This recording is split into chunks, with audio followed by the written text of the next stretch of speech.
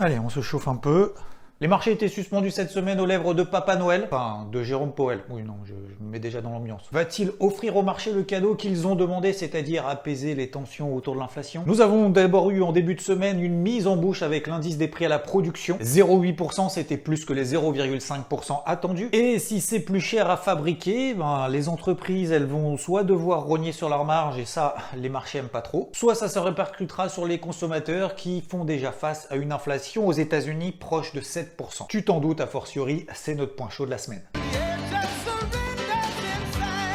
Comment faire face à une très forte inflation aux États-Unis? 1, 2, 3, 4. Messieurs, dames, comme je vous disais, j'étais quand même particulièrement sûr de moi que c'était l'économie qui se trompait et pas moi, ce qui est généralement le cas d'ailleurs. Bon, voilà, j'ai attendu d'être sûr, d'être vraiment sûr, sûr de chez sûr. Oui, c'est bon, je sais que je le répète 3 fois, mais bon, à un moment donné, je veux dire, je vous ai dit que ça allait se voir, putain. Quand tu te trompes sur un trade, tu tiens ta position perdante? Non. Bah faut pas tenir sa position perdante. Bah oui, c'est le marché qui a raison. Bon bah voilà, bah là c'est pareil, mais c'est avec l'économie. C'est pas compliqué. Voilà, bon, on a conscience effectivement du problème. Disons que voilà, on va corriger tout ça. Kimberley, je t'ai dit, tu arrêtes la planche à billets. J'avais dit tu la réduis un peu. Bon bah là maintenant tu la réduis de ouf. Donc on va réduire la planche à billets de ouf. En mars, voilà. Écoutez, Ah bah oui, les gars, ça y est, on va plus apprendre à imprimer les billets là. Non. Ça va, c'est bon. On a imprimé combien de milliards là? Bon, voilà, à un moment donné, on se calme. Il y a des questions? Non, il n'y a pas de questions. Bon, bah tant mieux. Joyeux Noël, tout ça. Le marché n'a donc pas été surpris de cette annonce de Jérôme Powell de remonter à 3 reprises ses taux directeurs en 2022. Il y en aura 3 autres en 2023 et 2 supplémentaires en 2024. Globalement, ce rythme de remontée des taux est légèrement supérieur à ce qu'avait prévu le marché, sachant qu'en plus, on était quand même préparé et on savait que l'inflation était déjà assez forte au mois de novembre. D'autant plus qu'il avait déjà glissé le fait qu'il suspendait le mot transitoire à son discours. Pour elle, des taux directeurs autour de 2,5%, c'est le juste milieu, la neutralité entre mettre une accélération à la croissance économique et freiner l'inflation. À tout cela s'ajoute la réduction du rythme de la planche à billets. En langage Wall Street tapering, elle a déjà commencé à le réduire au mois de novembre de 15 milliards de dollars, dès janvier 30 milliards de dollars de moins imprimés, pour que tout cela se termine au mois de mars. Se pose encore quand même la question maintenant de réduire le bilan qui dépasse les 8000 milliards de dollars. Ah oui,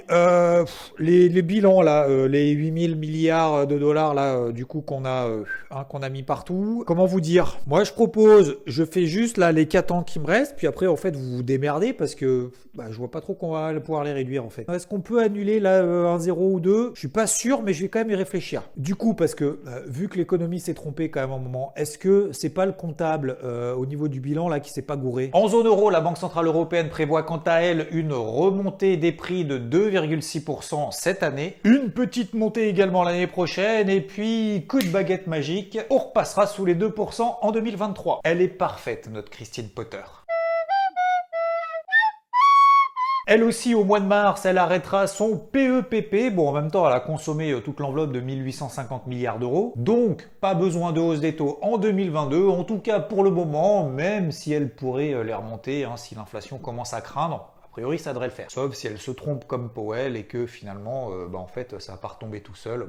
On verra à ce moment-là. En termes de croissance en zone euro, ça devrait bien se passer, même si forcément ça va se réduire au fil des années à venir. Et là où il y a une grosse surprise, c'est la Banque Centrale d'Angleterre qui a remonté ses taux directeurs d'1/4 de point en les passant donc à 0,25%, et ça c'était pas prévu parce qu'effectivement elle est inquiète, plus que ses copains Fed et BCE, de l'inflation. Elle prévoit 6% d'inflation en avril, même si certes le taux de chômage devrait être de 4,2% et même passer à 4%.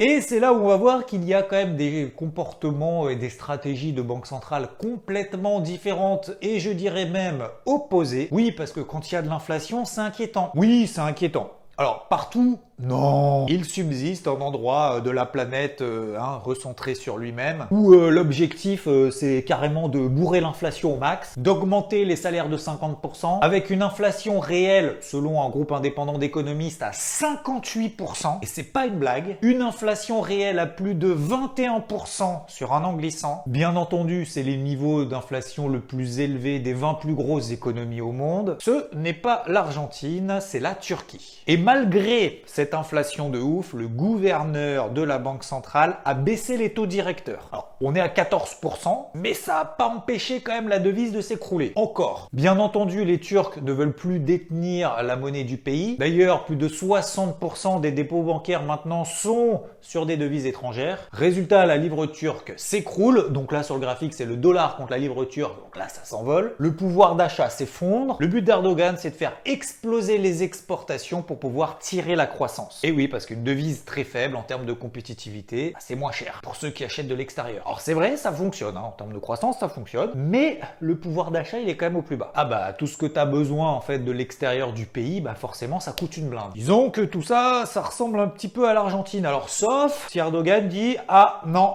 vous avez plus le droit d'échanger sur des devises étrangères. Non, c'est bloqué. » Voilà, on a fait le tour de l'inflation. Maintenant, la question est « Mais qu'est-ce que les marchés ont pensé de tout ça ?» La minute pédagogie avec Xavier Fenot. Non, j'ai menti. On va juste parler encore un peu d'inflation parce que c'est vrai que de manière générale, on parle de l'inflation au sens large. Ça englobe à peu près tout. Sauf que les consommateurs, comme vous et moi, on n'achète pas forcément tout. On ajuste notre consommation en fonction de l'évolution des prix, des besoins, la conjoncture économique, etc. C'est la raison pour laquelle la Fed ne regarde pas l'inflation, mais le PCE. Et là, on est à 5%, alors que sur l'inflation, on est quasiment à 7%. Pourquoi ils regardent ça? Alors parce que c'est pondéré déjà en fonction de sondages réalisés auprès des entreprises, par exemple, et ça mesure surtout le changement de comportement des consommateurs à court terme. Disons que c'est plus proche de la réalité du terrain que l'inflation, que les économistes d'ailleurs préfèrent, parce que il y a beaucoup plus de catégories, notamment le prix des céréales, les vêtements, les fruits, les légumes, les véhicules. Donc l'inflation, c'est pour les économistes et l'indice PCE, c'est pour la Fed. Voilà, là c'est bon, on a fait le tour de l'inflation, c'est sûr. Alors, non, attends. Non, ce que je voulais rajouter, c'est que l'inflation corrélée au rendement réel. Vous m'appelez quand tu l'as fini. Si tu déduis après le niveau de croissance.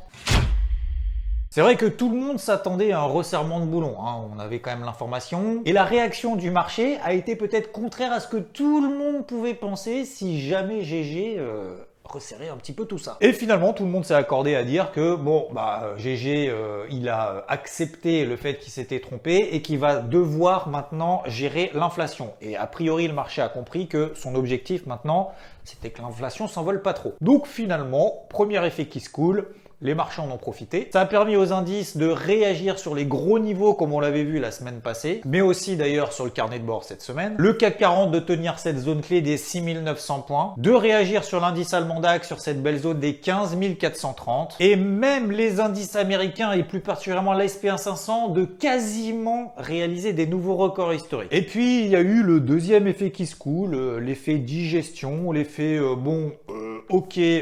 je veux dire, c'est pas non plus une raison pour s'emballer plus que ça. Sachant qu'en plus, c'est la fin d'année, donc on va y aller quand même mollo. Nous restons donc sur l'ensemble des indices sur des tendances plutôt neutres à court terme, donc en daily, donc dans des ranges, et dans des tendances moyen terme toujours haussières, comme on l'a déjà vu, et ce depuis maintenant plusieurs semaines. Raison pour laquelle je vais continuer à travailler à l'achat sur des replis, sur des niveaux clés, et surtout pas payer les accélérations haussières, parce qu'on sait très bien que dans cette période un petit peu tendax, on a toujours, enfin en tout cas souvent, des replis quand même très violents. Ce qui nous donnerait comme zone d'intervention des 15 200 points sur le Nasdaq, ce bas de canal ascendant, ou 4 550 points sur le SP500. Les petites couvertures contre l'inflation se reprennent un petit peu. Je dis petites parce que pour le moment, elles n'ont pas très bien réagi, mais quand même, il y a l'or qui est en train de matérialiser notamment le départ d'un flux haussier. Et l'argent que je travaille à l'achat sur cette grosse zone mensuelle, ça fait 1 an et demi qu'on travaille cette zone et à chaque fois, ça réagit. Et comme tu le sais, voilà, je le travaille depuis maintenant quelques temps. Première réaction, mais on va pas s'emballer parce qu'on a toujours cette petite pression baissière à court terme. Et concernant l'euro-dollar, part de retournement pour le moment, toujours dans une phase de range, toujours dans une tendance baissière et ce depuis 6 mois. Les tendances se prolongent X fois et ne se retournent qu'une seule fois. Je privilégie donc encore des ventes sur des rebonds, sur des grosses zones de résistance. Niveau d'invalidation de cette stratégie si on repasse au-dessus des 1,1400. Je rappelle que